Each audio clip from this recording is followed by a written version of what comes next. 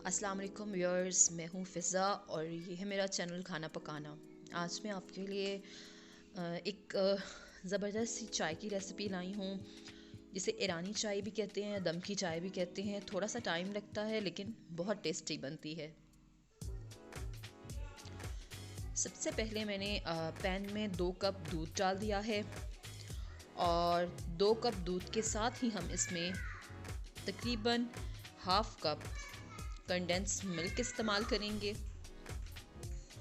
और इसको हम अच्छे से मिक्स करेंगे। चाहे तो फोक से कर लें, विस्कर से कर लें, कि जिससे भी आपको आसानी हो। बस आपने कंडेंस मिल्क को दूध में अच्छे तरीके से मिक्स कर लेना है और तकरीबन दूध को आपने इतना पकाना है कि वो आधा रह जाए। 2 कप डाले थे तो 1 कप रह जाए। फिर आप 2 बड़े चम्मच इसमें क्रीम के शामिल कर दें और तकरीबन 2 से 3 मिनट पकाने के बाद, इसे अच्छे से मिक्स करके पकाने के बाद आप इसे उतार लें।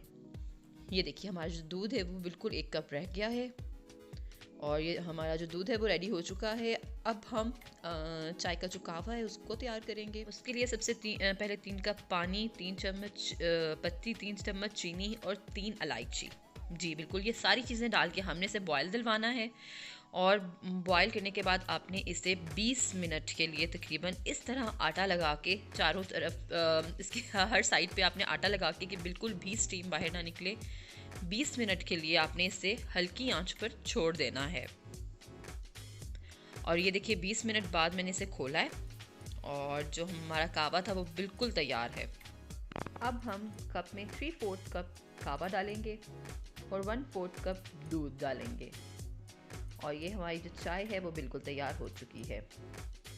ये देखिए व्यूअर्स, जो चाय है वो बिल्कुल तैयार हो चुकी है। इसका टेस्ट बहुत डिफरेंट और बहुत मज़े का। जो चाय लवर्स हैं वो तो इसको ज़रूर ट्राई करें, क्योंकि उनको ये बहुत ज़्यादा पसंद आने वाली है। आज के लिए शुक्रिया।